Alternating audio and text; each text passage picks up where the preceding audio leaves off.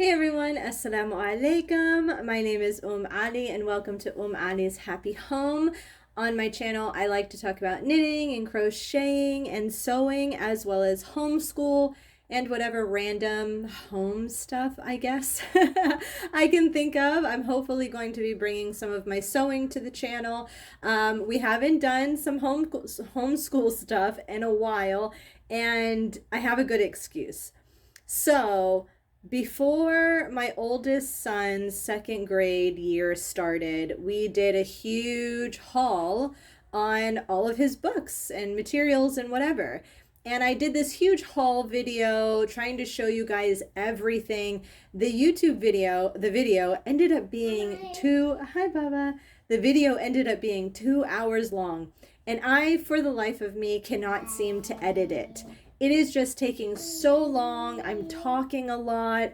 I'm showing you guys the books, which are just taking forever because I'm going through every single subject that we're doing for the school year. And every time I go back to finish editing it, I can't remember where I was. And then I'm like having to go through again anyways. So I was talking to a girlfriend of mine the other day and I was like, you know what? I should just break down his school year by subject like I did in his first grade year. So that's what we're going to do today because I didn't realize how many books we got for the school year. Now, keep in mind, I do this only to give you guys ideas, only to share with you what we are doing. We are a Muslim American family. And so I feel anyways, from the feedback that I've gotten, is that there are a lot of other Muslim families who are seeking to homeschool their children, but maybe they have younger children, maybe they don't know where to start, maybe they don't know what kind of books to get. And I'm still a newbie at this too. I am, as my kids would say with video games, I'm a noob. So I've only been homeschooling my one oldest child. Alhamdulillah, he's 8 years old. All thanks to Allah, he's only 8 years old. He's going into third grade this coming year, inshallah, God willing. So please take everything that I say with a grain of salt. Nor am I saying that you need all of this stuff to have an amazing school year. This is just what we got. I also do want to be upfront with you guys and let you know that a lot of the materials that we were able to buy this year was a part of a grant program by the HSLDA. So if you're not familiar, the HSLDA is pretty much a homeschool organization. They give out grants for homeschooling families to be able to buy curriculums and materials and things like that. And I applied before my son's second grade year because we really could use the assistance to buy homeschool materials. We are a one-income family for the most part, so any type of help is absolutely amazing. So I will say, if it weren't for the grant that we got from the HSLDA, we wouldn't have been able to buy all of this stuff that we got. Today I'm going to be showing you our science books, everything that we decided to get for science this year. We had kind of talked about, I allow my kids to kind of have a say in, what they want to do, and we ended up concluding on kind of like a marine biology, more of an emphasis on animal life in the oceans. So we did some curriculum his first grade year, if you remember our other videos.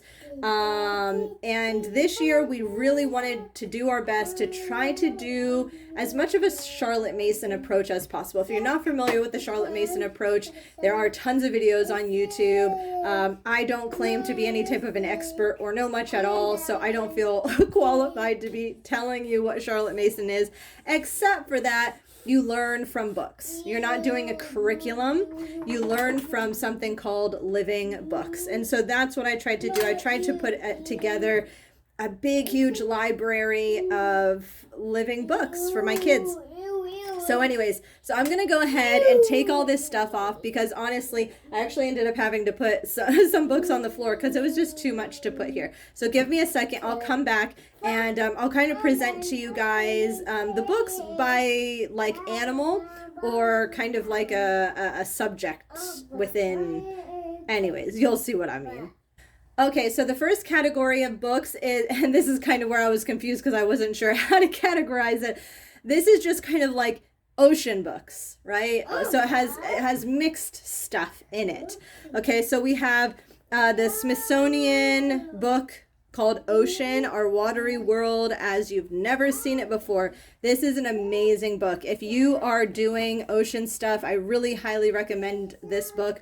I also do want to put it out there that we got a mixture of used books and new books. Pretty much all of our used books came from thrift books, and all of our new books came from Amazon for the most part. No, I mean all of our new books came from Amazon, except for our Islamic stuff that came from, I think, Crescent Books, I think it was.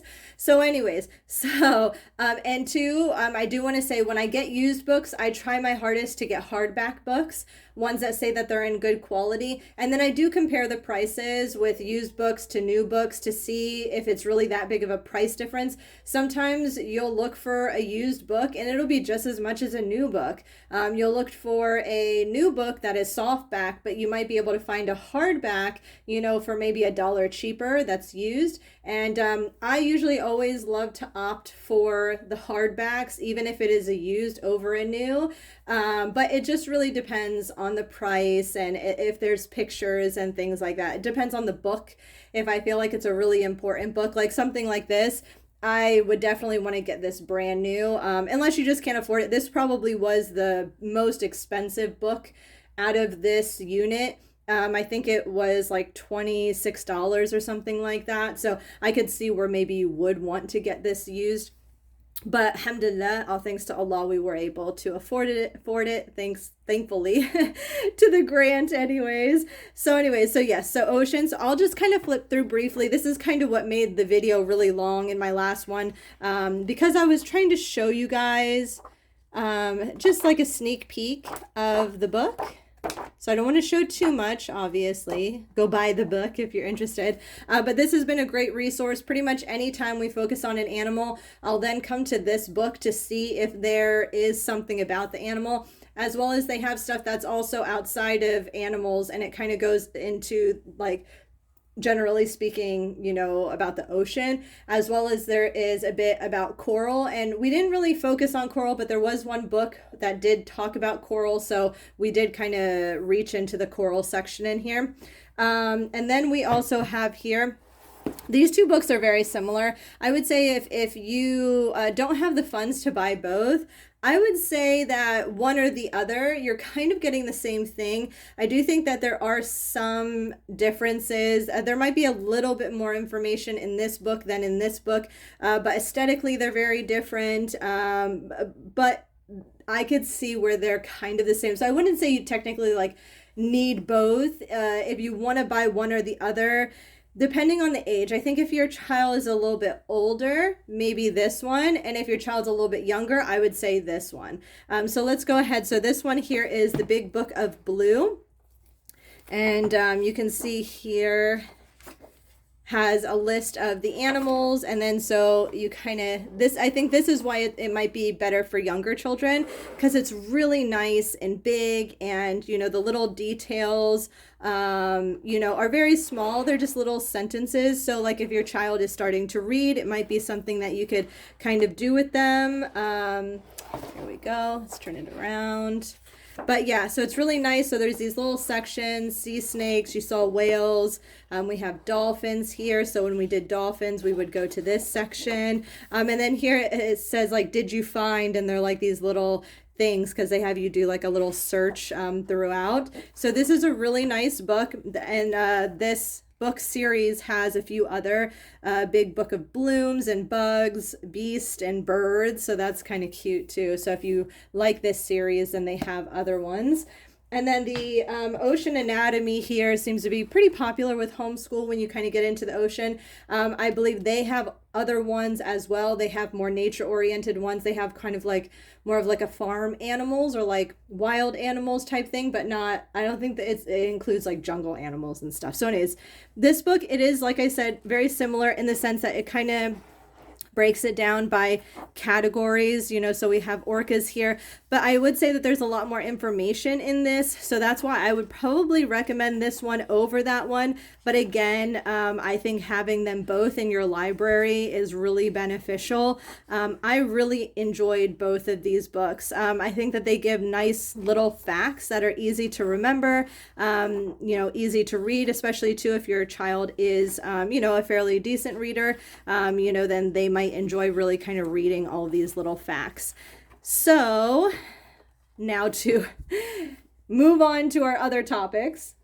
So this is going to be our shark books. So we are actually still working on sharks until the end of the year. This is our final sea creature animal.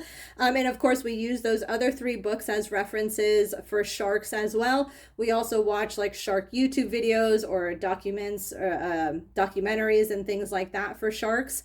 But these are the 3 books that we have for sharks anyways.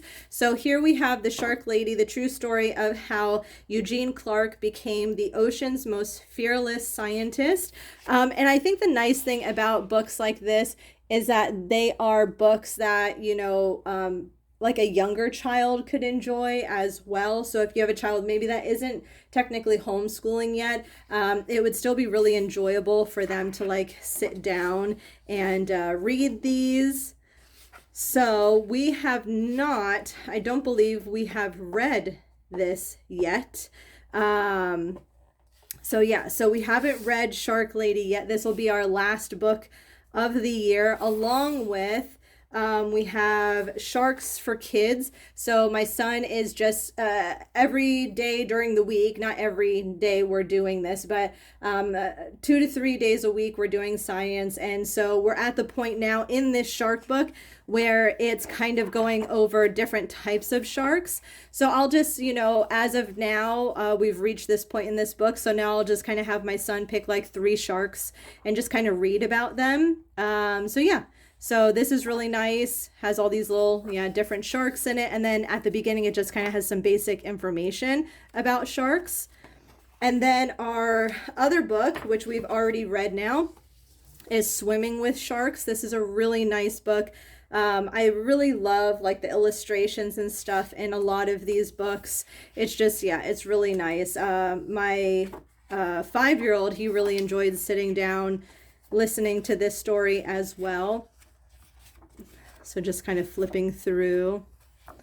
And so again, this book is The Daring Discoveries of Eugene Clark. So it's the same person. I think that's kind of something that you will find in the Charlotte Mason method, is that they tend to like you to kind of stick with some of the same books, either about like the same person or written by the same author. And so that's why we have these 2 books here talking about Eugene Clark.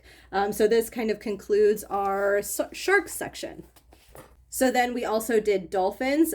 So here we have the Mary Pop Osborne Magic Treehouse series, which a lot of you have probably heard of. This is book number 9, Dolphins at Daybreak. So I would just have my son read a chapter every time we would do our lesson on dolphins, as well as kind of the same with the shark book. I kind of had him do the same thing here with Absolute Expert Dolphins. So I would just kind of have him go through and just like read, you know, a few pages. I will say I don't feel like we really tapped into this book as much as I would have liked. But, you know, it's something to look forward to in the future. Maybe we'll do a little bit more of an in-depth study on dolphins, or maybe in the future, maybe we'll try like some unit studies or something like that. So this really concludes our dolphin section. So now I'm going to put these 2 together, even though I know that they're different, but it's just 1 book each, so I'm just going to have them here. This was the main book that we did for squids, and then again, we would usually try to find some type of a YouTube video or something like that to go over to kind of further get into squid. So this is Giant Squid, and this is from Thrift Books. I did find that a lot of the used books that I ended up getting from Thrift Books seemed like they were from libraries, and so a lot of them, you know, still had their covers on it or even had more protective coverings on them. And again, they are hardback. So this is a used one. So, but you could see like how nice quality it is. I did get some used books that had a little bit of writing in it, but not much. So this one's kind of cool and interesting. It's just totally black. That's the black ink, I think. And then it kind of folds out here. So that's cool. So yeah, so this was the main book we had for Giant Squid. And then over here we had The Octopus Escapes Again. This was really nice because it actually did teach a little bit more about octopus or octopi. How do you say the plural for octopuses? I don't think so. This I think we got brand new from Amazon. So there are just like little facts throughout the book about them.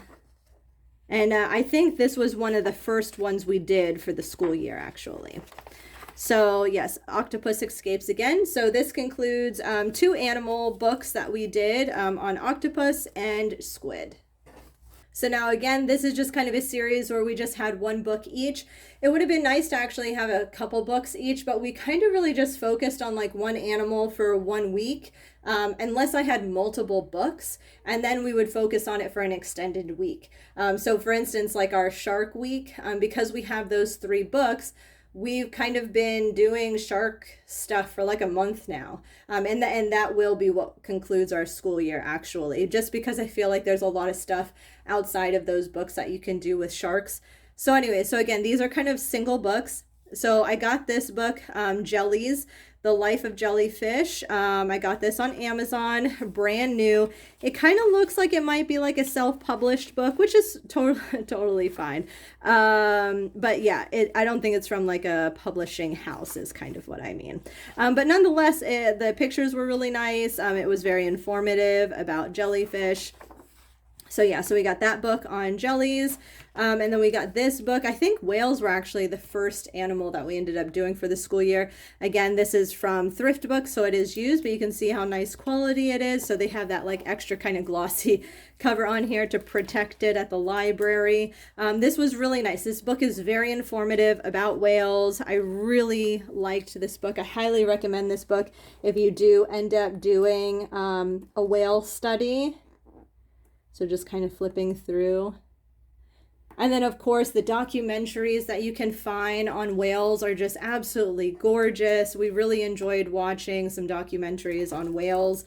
Then this is the book that we had for seals. See What a Seal Can Do. Again, this is a used book from Thrift Books.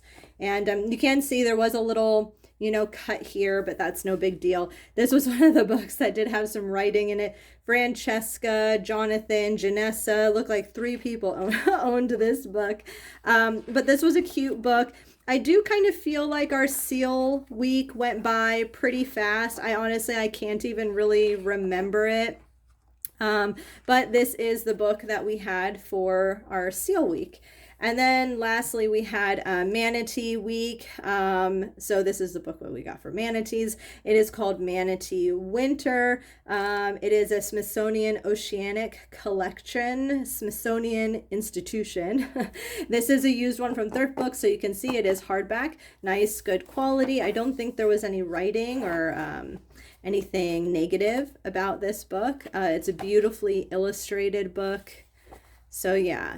The kids actually really liked the manatees, surprisingly, and we watched a few documentaries on manatees about how they tag them and kind of keep track of them, because manatees are one of those ocean creatures that do stand the chance of being extinct in our lifetime, unfortunately. Hopefully that doesn't happen, but Allah allows things to happen that He sees fit. So let's go ahead. I think there's 2 more sets of books I'm going to show you.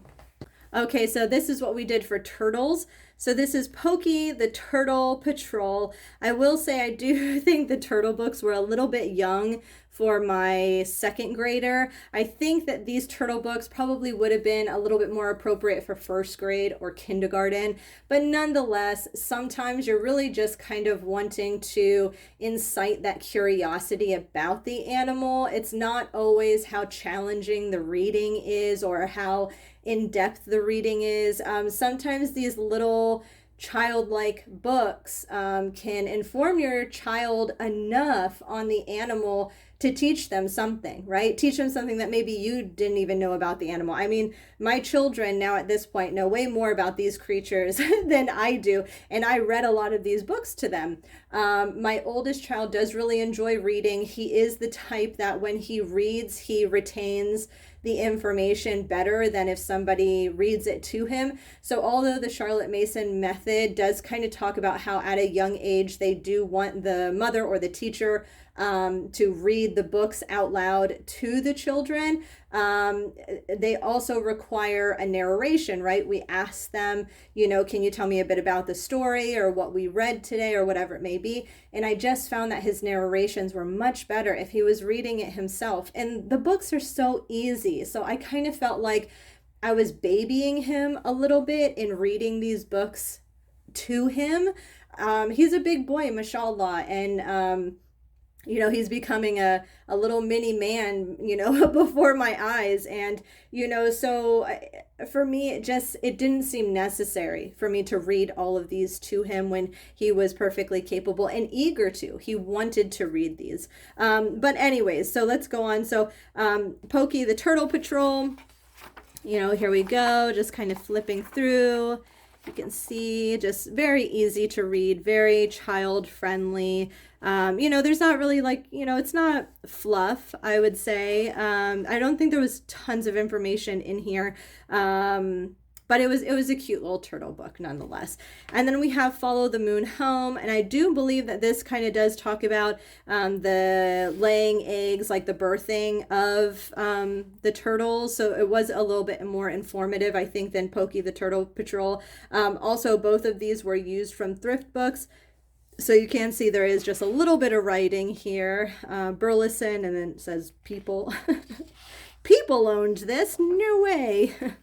So anyways, so illustrations are really nice. Love kind of like that pop arty look, I guess. So anyways, so just kind of flipping through here. So yeah, so cute book. That completes our turtle section.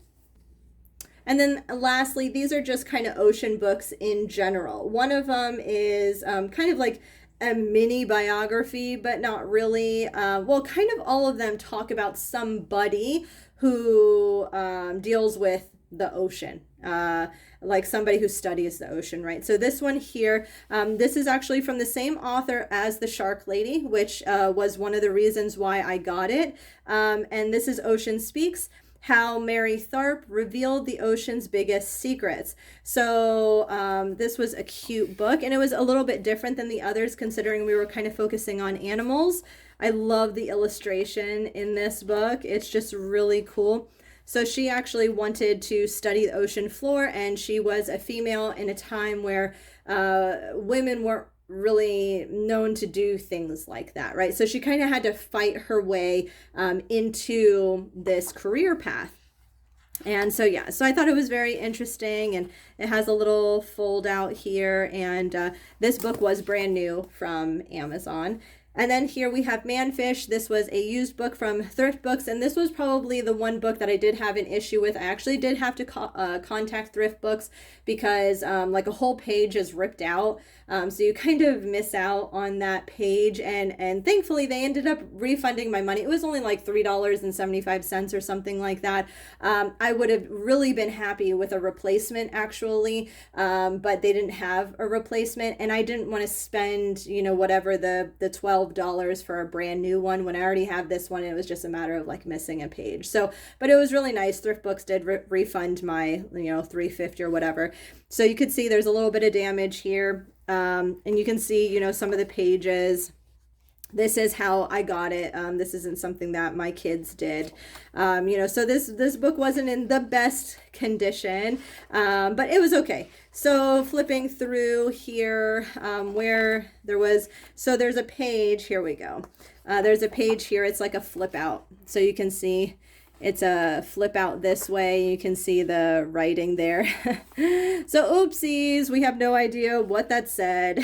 So that was kind of the issue with this book.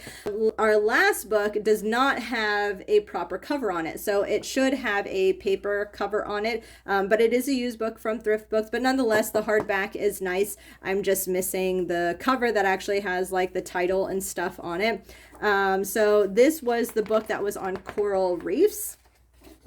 So The Brilliant Deep, Rebuilding the World's Coral Reefs. And so after reading this book, of course, you know, we would reference those other books about coral reefs and things like that. So yeah, so again, really nice illustrations. Nice book, educational. Yeah, your child's definitely going to learn something if you want to get a nice little book about coral reefs. So again, this is The Brilliant Deep, Rebuilding the World's Coral Reefs. And then like I said before, you know, after we, of course, not like these, right? Although after we did read Ocean Speaks, we did go to my oceans book to kind of look up stuff about like the ocean floor. So yeah, so that was interesting. So again, like I said before, with every animal we ended up doing, we would reference those other books, all three of them, in fact, to see if there was some information about those particular ocean creatures, ocean animals. And then we would, so like, just say we would do science on Monday, Wednesday, Friday, or something like that, right? Or Monday, Wednesday, Thursday, just depends on, you know, how it went. You know, then maybe Monday they would be doing this animal from the ocean book, and then maybe Wednesday they would be doing, you know, jellyfish from the anatomy book, and then the third day they would be doing jellyfish from the big book of blue, right? You know, so we kind of did it like that. And then of course, if we extended that animal out a couple weeks or something, you know, then I would just, you know, extend one of those books to the following week. So now, a lot of you might ask, again, kind of with the Charlotte Mason method, okay, is he doing worksheets? Is he doing a workbook? Are you testing him? No, I'm not. So I'm pretty much having him read these books. We will do narrations on them. We will watch, again, YouTube documentaries or videos that we can find about them, and that's about it. The only type of written work I've required him to do thus far has been in language arts class. So yeah, so it's pretty much just a book focused learning. So whatever he's learning in the subject are things that he's learning from these books or outside videos that we were watching. So this concludes my son's second grade homeschool Charlotte Mason approach, I guess, method, Charlotte Mason method approach to homeschooling. And hopefully you guys liked it. Hopefully you guys got some ideas about maybe some books that you might want to introduce into your child's homeschool. I do think that these books are friendly for anybody from kindergarten, first grade, second grade, even to third grade, of course. Like I said, some of them I do think were maybe a little bit younger than others, but nonetheless, I would buy all of these books all over again. I'm hoping that my other children will also get benefit out of these books in the future as well. Maybe when we do ocean studies again in the future, or like I said, maybe we'll try to do some type of focus on a particular animal for a little while and do something like a, what is it called? Oh, I totally forgot what it's called. I just said it a little while ago. Not a block study. Anyways, it's where you base like everything that you do around that particular subject. Oh my gosh. Anyways, I'm going to go, guys. This video has been long enough. I'm going to continue doing these for you guys. We have history coming, math, which I might not even make a math video, honestly, because we're just using the master books again. We used the master books last year. We're going to use the master books next year. It just works. It's easy.